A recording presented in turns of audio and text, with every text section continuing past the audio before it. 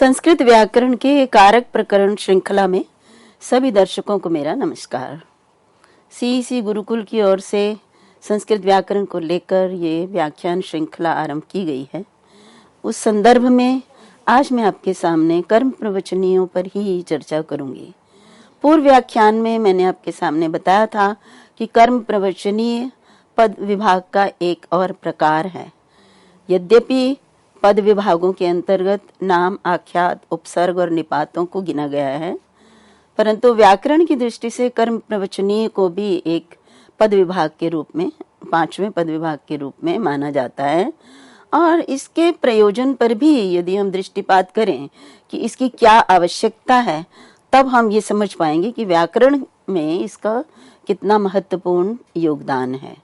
तो जब हम कर्म प्रवचनीय संज्ञा करते हैं तो कर्म प्रवचनीय संज्ञा करने के कारण जो प्रमुख जो कार्य होते हैं, एक तो वो उपसर्ग नहीं रहता है, क्योंकि क्रियाओं के साथ ही ये भी प्रयुक्त होते हैं कर्म प्रवचनीय भी, परंतु उपसर्ग नहीं रहते हैं ये। तो जब उपसर्ग नहीं रहते हैं तो मूर्धन्य स के स्थान पर श, ये मूर्धन्य जो प्रयोग होता है ये नहीं होता है, जो कि भाषा के लिए अत्यंत आवश्यक है। क्योंकि भाषा में कुछ ऐसे प्रयोग हैं जिनमें कि स के स्थान पर श नहीं होता है। तो यदि उपसर्ग नहीं होगा तो फिर कर्म प्रवचनीय होने के कारण वो स को श नहीं हो पाएगा। ये एक बहुत बड़ा प्रयोजन है कर्म प्रवचनीय को पद विभाग के रूप में मानने का। एक और प्रयोजन ये भी है स्वर की दृष्टि से भी, क्योंकि स्वर की दृष्टि से जब हम उस कर्म प्रवचनीय मान लेते हैं तो जो निखात आदि की प्राप्ति जो नहीं होनी चाहिए थी कर्म प्रवचनीय ना मानने पर वो प्राप्त हो रही है, तो ऐसा अनभीष्ट जो पद ना बन जाए या स्वर जो चाहिए नहीं वो स्वर प्राप्त हो जाए, उसके लिए भी कर्म प्रवचनीय अत्यंत आवश्यक है। तो यहाँ इसी संदर्भ में मैं ये भी बताना चाहती हूँ कि आचार्य पाणिनि की जो दूरदृष्टि है उसके कारण उन्होंने संस्कृत व्याकरण के इतने बड़े जो विशालकाय जो साहित्य है, जो संस्कृत भाषा का साहित्य है, उसको लौकिक साहित्य भी और वैदिक साहित्य भी, दोनों को ही यदि हम लें तो उसका वो एक अथाह सागर के समान है। उनको उन्होंने इतने 4000 छोटे छोटे सूत्रों में जिस प्रकार से निबद्ध किया है, उसी की दूरदर्शिता का ये परिणाम है कि उन्होंने कर्म प्रवचनीय संज्ञाओं को लिया है, ताकि जो ऐसे रूप हैं, कुछ गिने चुने रूप हैं जिनमें कि वो नियम प्राप्त नहीं होते हैं और भाषा की दृष्टि से वो आवश्यक है, उन्होंने उनको कर्म प्रवचनीय के अंतर्गत रखा है। ये आपके सामने एक उदाहरण है। इसी प्रकार से यदि हम आचार्य पाणिनि को आज के संदर्भ में देखें तो आज जो वैज्ञानिक और जो गणितज्ञ हैं, जिन्होंने इतने फार्मूले बनाकर जो बड़े बड़े जो हैं उनको सिद्ध करते हैं समस्याओं को बड़े बड़े, तो यहाँ पर आचार्य पाणिनि ने जो इसका आरंभ किया था उसको हम कभी भूल नहीं सकते हैं। उन्होंने ही हमें दिया कि किस तरह से एक छोटे से शब्द के, 2 वर्णों का शब्द इतने अपने अंदर इतने अधिक वर्णों को समेटे हुए हैं, जिसके कारण एक नहीं हजारों शब्द एक साथ हम बना सकते हैं, निष्पन्न कर सकते हैं। यही कारण है कि आज भी आचार्य पाणिनि के पाठभेद नहीं मिलते हैं।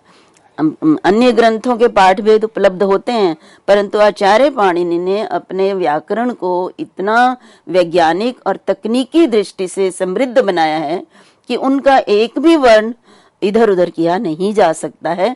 भले ही आचार्यों ने, वैयाकरणों ने इनके सूत्रों को लेकर उनके क्रम को बदलकर और उनको सरल बनाने का प्रयास अवश्य किया है, परंतु मेरी दृष्टि में यदि हम व्याकरण के अष्टाध्यायी के सूत्रों के अनुसार अध्ययन करते हैं तो उसमें हमें कम परिश्रम लगता है और कम हमें रटने की आवश्यकता पड़ती है। तो ऐसे ही बहुत सारे वैज्ञानिक प्रयोग हैं जो आचार्य पाणिनि ने अपने अष्टाध्यायी में किए हैं। उनमें एक सबसे बड़ा जो प्रयोग है वो उनका प्रत्याहार सूत्र। 14 माहेश्वर सूत्र यद्यपि पूर्व में ही प्राप्त थे, उन 14 माहेश्वर सूत्रों को लेकर पाणिनि ने जिस प्रकार से छोटे छोटे प्रत्याहार सूत्र बनाए हैं, उन प्रत्याहार सूत्रों को हम फॉर्मूले कह सकते हैं। पूरी की पूरी अष्टाध्यायी में ये छोटे छोटे जो प्रत्याहार सूत्र हैं, ये बड़े बड़े रूपों की सिद्धि करते हैं। अन्यथा हम सोच भी नहीं सकते हैं कि व्याकरण जब पढ़ते हैं तो अगर मान लीजिए वर्णमाला के 20 वर्ण अगर हमें एक कार्य को करने के लिए प्राप्त होने हैं, तो उनको यदि हम हर स्थान पर एक एक करके गिनाते जाएंगे तो असंख्य सूत्र भी बनेंगे और बहुत बड़ा व्याकरण बनेगा, जिसको कि स्मरण करना भी उतना सरल नहीं होगा। तो आचार्य पाणिनि ने एक छोटा सा सूत्र लिया, आदिरंतेन सहेता, और उस सूत्र के माध्यम से उन्होंने उनके सूत्रों में जो उनके अष्टाध्यायी के 8 अध्यायों के सूत्र हैं, उनमें उन प्रत्याहारों का आदिरंतेन संहिता से माहेश्वर सूत्रों में जो वर्ण हैं उनके द्वारा उन्होंने छोटे छोटे प्रत्याहार सूत्र बनाए, और जिनको अपने व्याकरण में प्रयुक्त करने के कारण ही उनका व्याकरण इतना लघुकाय है। हम 4000 से कम सूत्रों में इतना बड़ा व्याकरण हम लघुकाय ही कहेंगे। और आज भी संस्कृत भाषा उनके व्याकरण के कारण ही उसमें आज कोई परिवर्तन नहीं हुआ है। संसार की भाषाएं उनमें समय समय पर अनेक परिवर्तन होते गए, लेकिन पाणिनि की अष्टाध्यायी चिरंतन काल से उसी रूप में चल रही है, कोई परिवर्तन नहीं होता। उसका सबसे बड़ा कारण उनके वैज्ञानिक दृष्टि है, जिसके कारण उन्होंने जो सूत्र बनाए हैं या जो और भी उन्होंने अधिकार और उसके बाद परिभाषाएं, ये संज्ञाएं, इनके कारण उनका व्याकरण आज भी उसी प्रकार से हमें प्राप्त होता है और संस्कृत भाषा भी उसी प्रकार से प्राप्त होती है। तो उस संदर्भ में कारक प्रकरण अपना विशिष्ट महत्व रखता है, क्योंकि वाक्य यदि हम प्रयोग करते हैं तो वाक्य में पद परस्पर जब तक संबद्ध नहीं होंगे, एक दूसरे का परस्पर सामर्थ्य नहीं होगा, तब तक वाक्य अपना अर्थ नहीं बता सकता। और ये जो परस्पर संबंध है, यही संबंध ही कारक है, और संस्कृत में उस कारक को प्रकट करने के लिए विभक्तियों का प्रयोग किया जाता है। तो कर्म कारक के संदर्भ में अब मैं कर्म प्रवचनीय पर आपके सामने चर्चा कर रही हूँ, और कर्म प्रवचनीय के विषय में पूर्व व्याख्यान में विस्तार से मैंने आपके सामने अपनी बात रखी थी कि कर्म प्रवचनीय क्या होते हैं।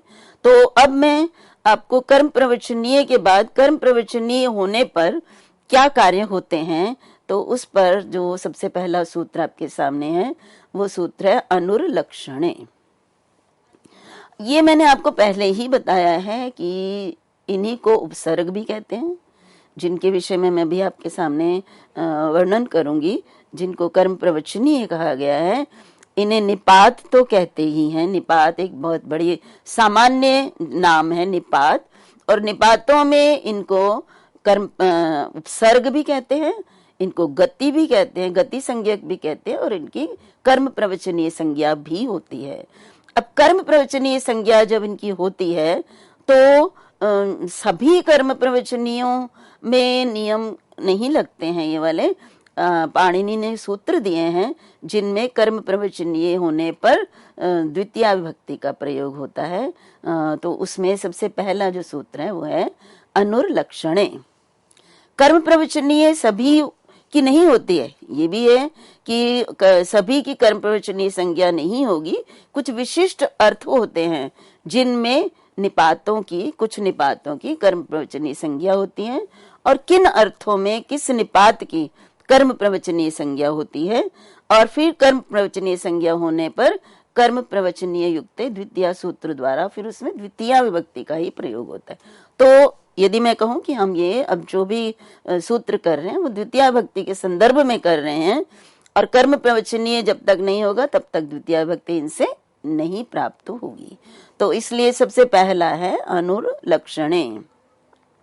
इसकी जब हम वृत्ति देखते हैं तो वृत्ति है लक्षणे द्योत्ये अनुरुक्त संज्ञा स्यात्। लक्षणे द्योत्ये, एक एक शब्द को ध्यान से देखना है, क्योंकि प्रत्येक शब्द अपने आप में विशिष्ट अर्थ में प्रयुक्त हुआ है।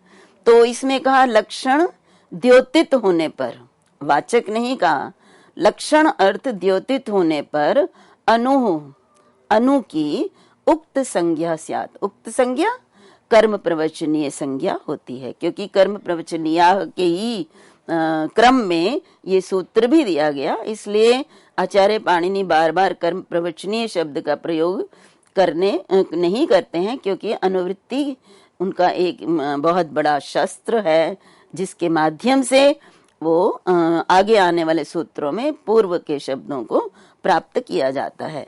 तो यहाँ पर सूत्र का अर्थ हुआ अनु की, जब लक्षण अर्थ द्योतित होता है तो उसकी कर्म प्रवचनीय संज्ञा होती है।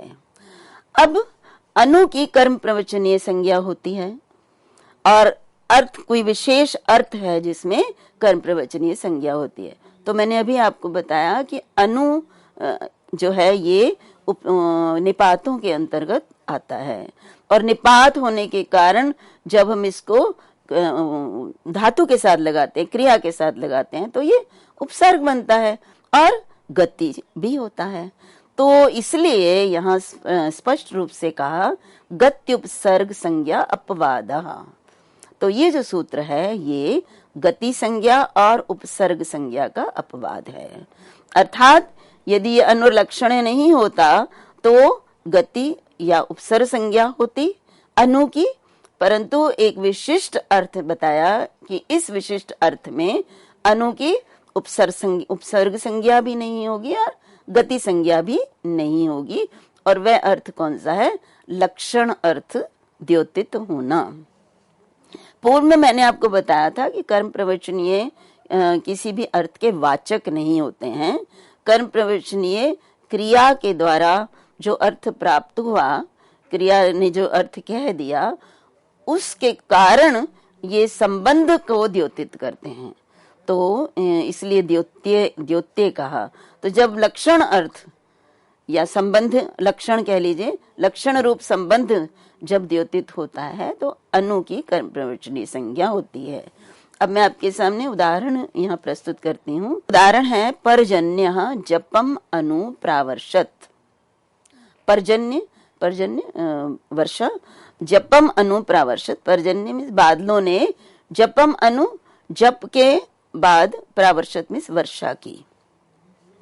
तो यहाँ पे देखिए जपम अनु प्रावर्षत, तो यहाँ इसका अर्थ क्या है? यदि हम अनु को ना देखें तो अर्थ क्या है कि जप के बाद, जप के कारण, यदि हम कहते हैं जप के बाद वर्षा हुई, पर्जन्य ने जप के बाद वर्षा की, तो यहाँ पे जप एक कारण है, हेतु है।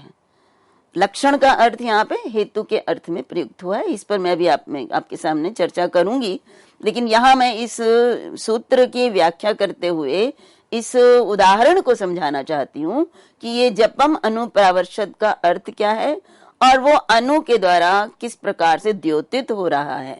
तो यहाँ कहा कि जपम अनु जप के बाद प्रावर्षत वर्षा की। अब यहाँ पे जप वर्षा का कारण है। यदि हम इसको और अधिक स्पष्ट रूप से जाने तो जप ही है जिसके बाद वर्षा हुई है। तो जप एक हेतु है, कारण है, लक्षण है। अब यहाँ पर ये जो इनमें संबंध है, यदि मैं इसको जपम अनु प्रावर्षत को और स्पष्ट करूं तो होगा जपम अनुनिशम्य प्रावर्षत, अर्थात जप को सुना, जप किया गया, उसको सुनने के बाद वर्षा की। तो यहाँ पे जो अनुनिशम्य है ये यहाँ पे क्रिया है, और ये क्रिया यहाँ पर कहीं पर भी अनु के द्वारा बताई नहीं जा रही है, परंतु इस क्रिया के कारण ही हम ये संबंध प्राप्त कर रहे हैं कि जप और वर्षा इन दोनों में लक्ष्य लक्षण संबंध है। अर्थात जप जो है वो लक्षण है और प्रावर्षत जो है वो लक्ष्य है। वर्षा होना जप के कारण, तो जप एक लक्षण है। तो ये किससे द्योतित हो रहा है? अनु से। तो अनु के द्वारा यहाँ पर लक्षण द्योतित हो रहा है, हेतु द्योतित हो रहा है वर्षा का, और जप में दोनों में लक्षण लक्षण भाव स्पष्ट किया जा रहा है, द्योतित किया जा रहा है अनु के द्वारा, इसलिए यहाँ पर अनु की कर्म प्रवचनीय संज्ञा है।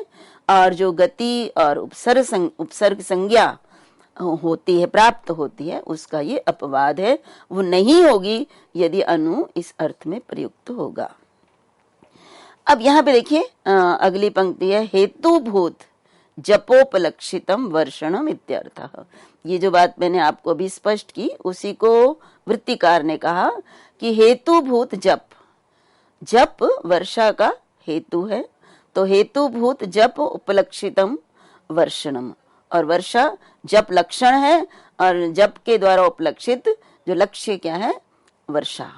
तो यहाँ पर वर्षणम, तो इन दोनों में क्या है, लक्ष्य लक्षण भाव है जो कि अनु के द्वारा द्योतित हो रहा है, इसलिए यहाँ पर अनु की कर्म प्रवचनीय संज्ञा होगी। अब यहाँ पर एक दो प्रश्न जो हमारे सामने उठते हैं उन पर भी विचार करना है। जब हम आगे पढ़ेंगे तृतीया भक्ति के बारे में या करण कारक के विषय में, तो तृतीया के संदर्भ में एक सूत्र आगे पढ़ा जाएगा और वह हेतु, और उसका अर्थ होता है हेतु यदि द्योतित होता है, हेतु अर्थ हो तो तृतीया भक्ति का प्रयोग होता है। तो यहाँ पर मैंने अभी आपको कहा कि यहाँ पर हेतु अर्थ है, जप के कारण वर्षा हुई है, ये अर्थ यहाँ पे स्पष्ट हो रहा है। तो यहाँ पर ये सूत्र 1-4 इसका 84 इसकी संख्या है, जबकि आगे आने वाला सूत्र हेतु 2-3 23 इसकी संख्या है। तो पूर्व के जो पूर्व है और पर है उनमें से पर है वो कार्य किया जाना चाहिए। तो परा अपि हेतु तृतीया, तो जो हेतु तृतीया सूत्र के द्वारा यहाँ पे हेतु में तृतीया भक्ति का प्रयोग प्राप्त हो रहा है, उसका इसमें बाध किया गया है। यद्यपि नियम ये है कि पूर्व और पर में से जो पर का प्रयोग होता है पूर्व का बाध हो जाता है, परंतु यहाँ पर पूर्व का प्रयोग हुआ है, पर जो हेतु तृतीया है उसका बाध हो गया है। तो क्यों हुआ है ये भी तो हमें जानना पड़ेगा ना, कि हेतु तृतीया का बाध क्यों हुआ जब नियम ये बना हुआ है। तो यहाँ पे अगली पंक्तियों में आपके सामने है लक्षणेत्थम भूत इत्यादि न सिद्धे पुनः संज्ञा विधान सामर्थ्यात। किस कारण से यहाँ पर पूर्व और पर में से पर का जो है वो बाध हुआ, तो ये जो बाध किया गया इसके लिए कोई प्रमाण तो होना चाहिए। तो इसके लिए प्रमाण वृत्तिकार ने जो दिया वो उन्होंने कहा है कि आगे अभी सूत्र आएगा लक्षणेत्थम भूताख्यान भाग विप्सासु प्रतिपर्य अनवह और कर्म प्रवचनीय उनकी संज्ञा होती है। अब यहाँ पर देखिए ये सूत्र इसी कर्म प्रवचनीय संज्ञा के लिए है कि लक्षण इत्थम भूत आख्यान भाग और विप्सा इन अर्थों में प्रति परि और अनु इनकी कर्म प्रवचनीय संज्ञा होती है। ये सूत्र है जो कि आगे हम उस पर चर्चा करेंगे। तो देखिए एक तो अनुर्लक्षणे, यहाँ पर भी लक्षण का प्रयोग है, उसके बाद पुनः लक्षणे का प्रयोग कर दिया, लक्षण का प्रयोग किया कि लक्षण अर्थ में प्रति परि और अनु की कर्म प्रवचनीय संज्ञा होती है। तो 2 बार जो आचार्य पाणिनि ने लक्षण का प्रयोग किया है उसको देखते हुए वृत्तिकार यहाँ कहते हैं कि लक्षण की अनु की जो है वो एक बार लक्षण अर्थ में संज्ञा कर दी कर प्रवचनीय, और पुनः फिर लक्षण अर्थ में अनु की कर्म प्रवचनीय संज्ञा करने के सामर्थ्य के कारण ही यहाँ पर ये अर्थ सिद्ध होता है कि यहाँ पर पूर्व की अपेक्षा पूर्व जो है वो बाध करता है पर का। तो इसलिए हेतु तृतीया से तृतीया ना होकर अनुर्लक्षणे से कर्म प्रवचनीय संज्ञा होती है, और कर्म प्रवचनीय संज्ञा होने के कारण यहाँ पर कर्म प्रवचनीय युक्त द्वितीय सूत्र द्वारा द्वितीय भक्ति का प्रयोग होता है। तो यहाँ पे हमने आपके सामने ये स्पष्ट किया कि यहाँ हेतु होने पर भी हेतु सूत्र द्वारा तृतीया भक्ति का प्रयोग क्यों नहीं किया। महाभाष्यकार ने भी इसको इस प्रकार से स्पष्ट किया। उन्होंने भी उदाहरण दिए। शाकल्यस्य संहिताम अनुप्रावर्षत, ये उदाहरण महाभाष्य में दिया है। देखिए, अधिक से अधिक उदाहरणों के कारण ही यदि हम स्पष्ट करते हैं उन उदाहरणों के द्वारा, तो कोई भी उदाहरण हमारे सामने पूछा जाए और उसमें यदि हमें स्पष्ट करने के लिए कहा जाए तो हमें किसी प्रकार की कठिनाई नहीं होती है।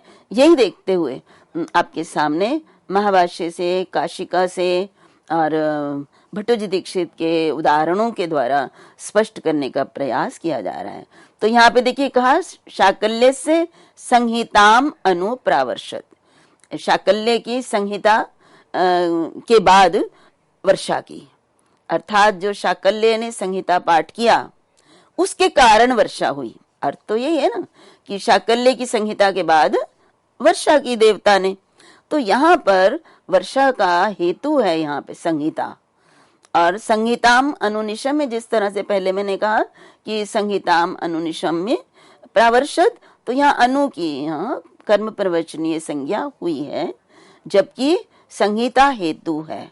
तो यहाँ पर भी आगे महाभाष्य में ही कहा गया कि शाकल्येन सुकृताम संहिताम अनुनिशम्य देवः प्रावर्षत। तो शाकल्य के द्वारा अच्छी प्रकार से की गई संहिता को सुनकर देवता ने वर्षा की। तो अनु जो है यहाँ पे कर्म प्रवचनीय है, ना कि हेतु होने के कारण ये तृतीया का प्रयोग यहाँ नहीं होगा। कर्म प्रवचनीय संज्ञा हो जाने से द्वितीया भक्ति का प्रयोग होगा। अब यहाँ पर मैं आपके सामने एक और उदाहरण प्रस्तुत करती हूँ कि यदि कर्म प्रवचनीय संज्ञा नहीं होगी तो क्या होता है। मैंने आपको पहले भी बताया कि कर्म प्रवचनीय संज्ञा नहीं होती है तो या उपसर्ग होता है या गति होता है, तो उसमें स्वरों में अंतर आ जाता है। वेद पाठ, जब हम वेद का अध्ययन करते हैं तो वेदों में स्वरों का बहुत महत्व है, स्वर चिन्हों का, क्योंकि उनको गायन होता है और गायन में उदात्त अनुदात्त और स्वरित का प्रयोग होता है और तभी वो गायन शुद्ध होता है। तो यहाँ पर मैं आपके सामने एक उदाहरण रखती हूँ, जैसे प्रादेशम विपरिलिखति। तो यहाँ पर वि परिलिखति, यहाँ पर ये वी जो है ये उपसर्ग है, विमाय परिलिखति। मैंने जब आपके सामने कर्म प्रवचनीय को स्पष्ट किया था तो मैंने बताया था कि कर्म प्रवचनीय क्रिया के वाचक नहीं होते, क्रिया के आक्षेपक नहीं होते हैं। तो यहाँ विमाय परिलिखति, ये वी माय क्रिया जो नापना क्रिया है उसका ये वाचक है या आक्षेपक है या वाचक है, इसलिए ये वी कर्म प्रवचनीय नहीं हो सकता। ये मान क्रिया को स्पष्ट कर रहा है, उसका आक्षेप कर रहा है। तो वी से ये द्योतित नहीं कर रहा है, ये क्रिया को बता रहा है, ये कोई संबंध द्योतित नहीं कर रहा। तो वी परिलिखति, तो लिखति क्रिया है और क्रिया के साथ परि और वी दो प्रयुक्त हुए हैं और ये उपसर्ग हैं और इन्हीं को गति कहते हैं। तो जब गति संज्ञा हो गई तो गतिर्गतौ सूत्र द्वारा यदि गति परे हो तो गति संज्ञक को निघात होता है, अनुदात्त होता है। तो यहाँ वी का ई जो है वो अनुदात्त होता है, जबकि यदि कर्म प्रवचनीय संज्ञा हो तो वो नहीं होता। तो कर्म प्रवचनीय संज्ञा होने पर यहाँ पर ना होता, लेकिन यहाँ जब वो उपसर्ग या गति संज्ञा होती है उसकी, तो गतिर्गतौ सूत्र द्वारा फिर उसको वो प्राप्त होता है। तो ये मैंने आपको बताया कि जब उपसर्ग गति संज्ञा नहीं होती है तब कर्म प्रवचनीय होने पर स्वर का किस प्रकार से प्रयोग होता है, और जब वो गति संज्ञक होता है तो उसमें स्वर का किस प्रकार से प्रयोग होता है। इसी प्रकार से दो और आपके सामने उदाहरण है, अनडुद यज्ञम अन्वसिंचत और अगस्त्यम अनुप्रावर्षत। ये भी दोनों उदाहरण काशिका वृत्ति से मैंने लिए हैं और इनमें भी यही अर्थ है, अनडुद यज्ञम अन्वसिंचत और उसके बाद अगस्त्यम अनुप्रावर्षत। अगस्त्य को देखकर वर्षा हुई और अनडुत यज्ञ के कारण सिंचा गया। तो इस प्रकार से यहाँ पर भी उसी प्रकार से हेतु होते हुए भी यहाँ पर कर्म प्रवचनीय संज्ञा हुई और कर्म प्रवचनीय होने के कारण इन सब में द्वितीया विभक्ति का प्रयोग किया गया।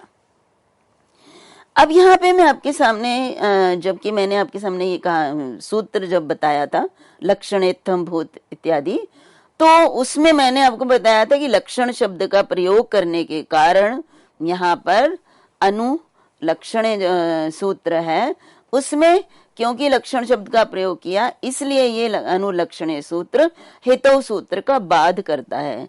एक तो ये व्याख्या है जो आपके सामने मैंने वृत्तिकार के अनुसार रखी। इसका एक और भी कारण है, क्योंकि ये प्रश्न उठता है कि ये लक्षण यहाँ भी है लक्षण वहां भी है, तो वास्तव में तो दो बार क्यों दिया, अनु क्यों लिया है? जब अनु की अनुलक्षणे से ही ये संज्ञा हो गई है कर्म प्रवचनीय, तो लक्षणेत्थम भूत में अनु की क्या आवश्यकता है? तो यही मैं आपके सामने स्पष्ट करना चाहती हूँ कि लक्षण शब्द जो है उसका प्रयोग अनुलक्षणे में तो हेतु के रूप में हुआ है, लेकिन यहाँ पर लक्षण शब्द जो है लक्षणेत्थम भूत में चिन्ह के रूप में प्रयोग हुआ है। जैसे मैं अभी आपको इस उदाहरण को जो स्पष्ट करने जा रही हूँ, क्योंकि हम जब हमारे पास कोई वाक्य आता है तो वाक्य में हमें ये विभक्ति का प्रयोग यदि बताना पड़े, तो विभक्ति का प्रयोग बताने से पहले हम ये बताएंगे कि कर्म प्रवचनीय संज्ञा यहाँ है, और कर्म प्रवचनीय संज्ञा है तो उसका कारण क्या है, किस सूत्र के द्वारा यहाँ पर कर्म प्रवचनीय संज्ञा होगी, और कर्म प्रवचनीय संज्ञा होने पर ही उसमें द्वितीया भक्ति हम दिखाएंगे। तो ये जानना अत्यंत आवश्यक है कि कहाँ अनुलक्षणे से कर्म प्रवचनीय संज्ञा होती है और कहाँ लक्षणेत्थम भूत इत्यादि जो सूत्र है उससे कर्म प्रवचनीय संज्ञा होती है। तो अभी इस व्याख्यान में इतना ही। अगले व्याख्यान में मैं आपको इसको पूरी तरह से स्पष्ट करूंगी। तभी तक के लिए सबको मेरा नमस्कार। सभी का बहुत बहुत धन्यवाद।